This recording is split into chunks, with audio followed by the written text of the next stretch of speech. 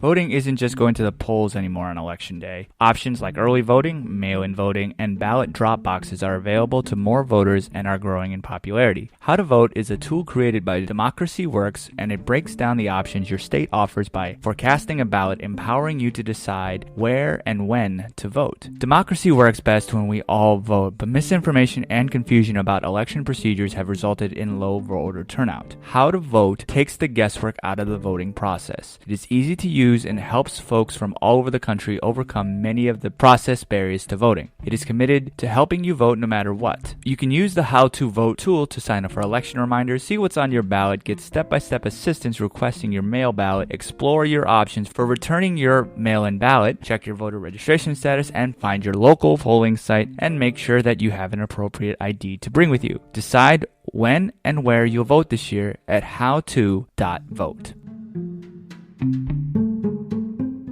Hello and welcome to the formal review. Today, we will be looking at the 2018 film, Venom. Now sit back, relax, and enjoy the review. Hey everybody, welcome back to episode 19 of the formal review. As with all my reviews, there may be some spoilers, but I might do my best to keep it vague so not to ruin the full movie for you. But as I always say, do go see this film before listening to what I have to say about it so you understand it. But if you really don't care about those types of things, keep listening. So Venom is an American superhero film based on the Marvel Comics character of the same name. It is produced by Columbia Pictures in association with Marvel, and it was distributed by Sony Pictures Releasing. It is the apparent first film in Sony's Marvel Universe, which is their equivalent to Disney's Marvel Cinematic Universe. The film is directed by Ruben Fleischer and was written by Scott Rosenberg, Jack Pinkner, and Kelly Marcel. It stars Tom Hardy, Michelle Williams, Riz Ahmed, Scott Hayes, and Reed Scott. In this film, journalist Eddie Brock gains superpowers after coming into contact with an alien symbiote whose species wants to invade and take over the planet. Now, the reason why these symbiotes are here is because the Life Foundation, led by Carlton Drake, played by Ahmed, and he wants to be able to live past Earth's extinction that humans are causing, so he thinks that putting these symbiotes together with humans is the way to do it. And honestly, going into too much more of the plot is just going to give it away.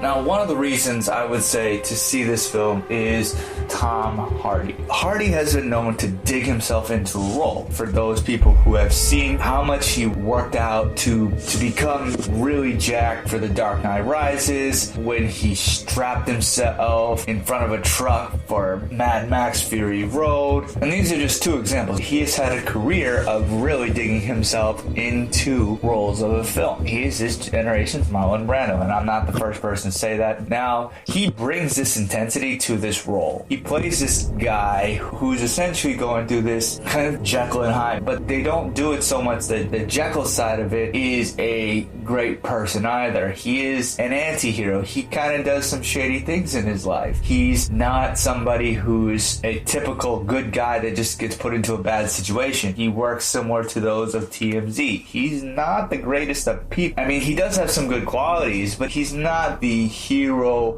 archetype. So when he has Venom attached to him, it's kind of interesting to see their interactions with each other, and it's quite humorous at times. And for this role, Tom Hardy voices Eddie Brock, but he also voices Venom, and I think that was a really good call, and their banter, I think, is what I enjoyed most about this film. Now, I do think that this Venom is so much better than the Spider-Man 3 version. He's huge, he's jacked, he's pretty much anything that, if you're a fan of Venom, you're going to like him in this film. I think they do a decent portrayal of the character. Yes, he's not connected to Spider-Man, and frankly, yeah, that does take away from his character a little bit, but I do think the way they've done it, I think it works. How they're going to connect them to the overall Marvel Spider-Man universe is yet to be seen. I do think, based on what they showed in this film, I do think they're going to go down a route similar to that of a video game that they did a few years ago that had Venom, that has Venom essentially swallowing Peter Parker and taking on the spider form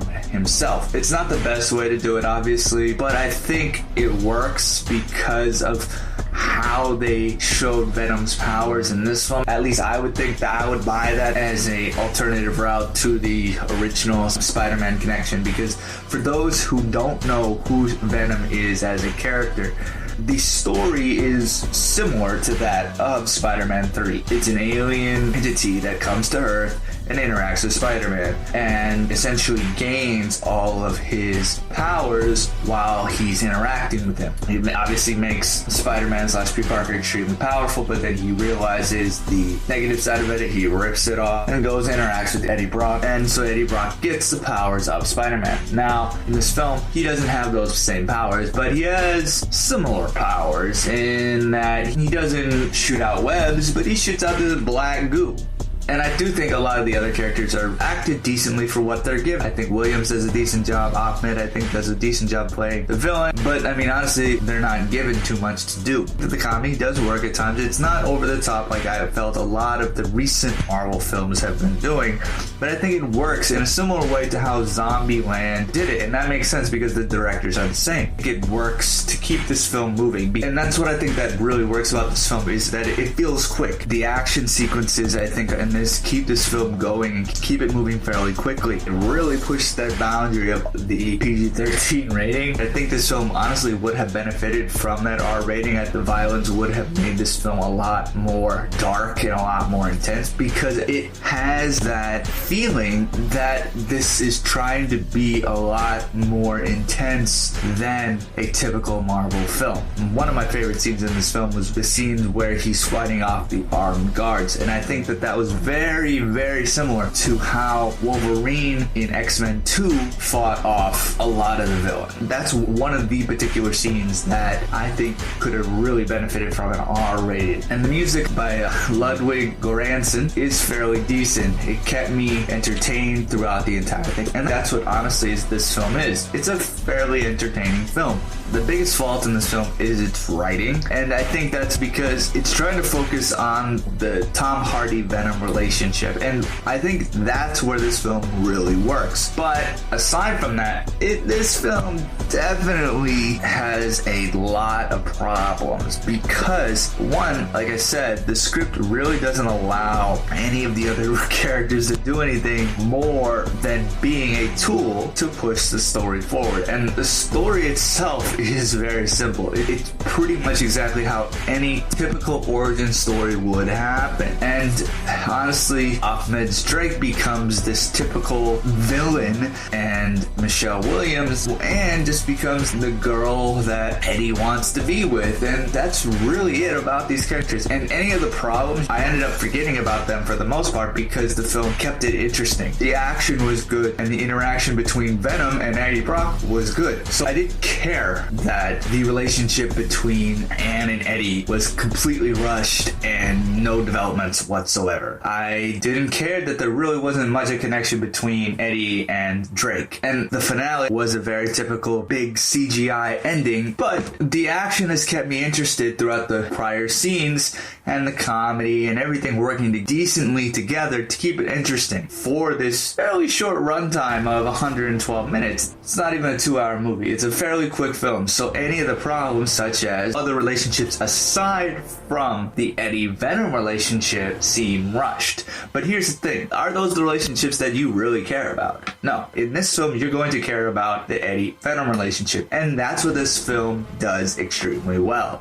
That's what keeps this film entertaining, even though it has a lot of flaws.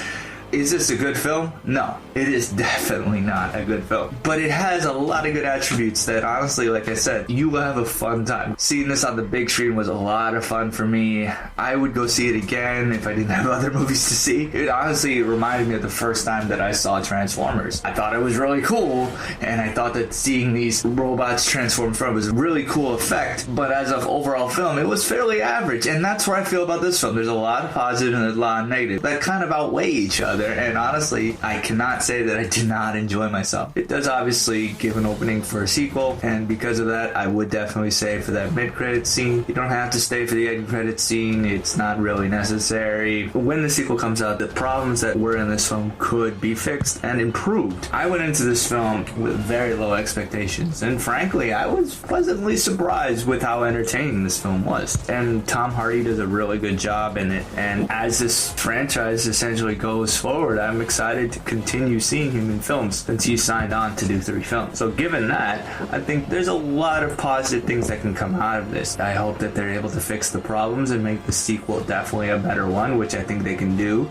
especially with who the villain is going to be. So I'm looking forward to it, honestly. But overall, I would rate this film a 2.5 out of 5 bow ties. Now, I want to know what you guys thought of this film, and are you excited for the upcoming sequel? Let me know on social media. My URLs are the same, at The Former Review. You can also check out Box Office Buzz. I do some retrospective reviews on there in anticipation for bigger name films that have had other films leading up to it. You can check that out on their website. They also provide a lot of up-to-date trailers, movie news, video game news, pretty much anything that y'all can think of about movies, TV shows, anything that's media related, they have it. I want to thank everyone for listening to The Former Review. I do this really for you guys, mainly because I get listeners, and frankly that just means a lot to me. So I thank you all for tuning in every time I put out an episode. I know sometimes I get behind, but thank you again for tuning in so you never miss one. Please subscribe on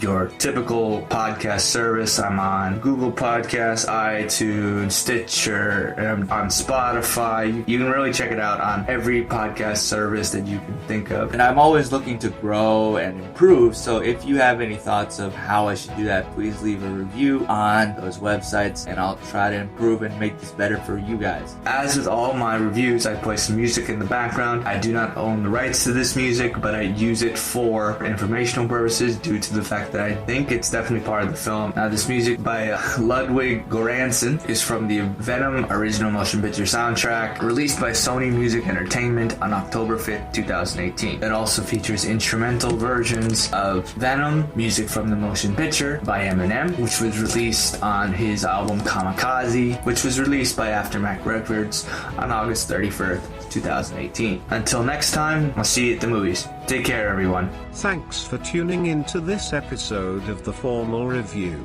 We hope you'll join us again.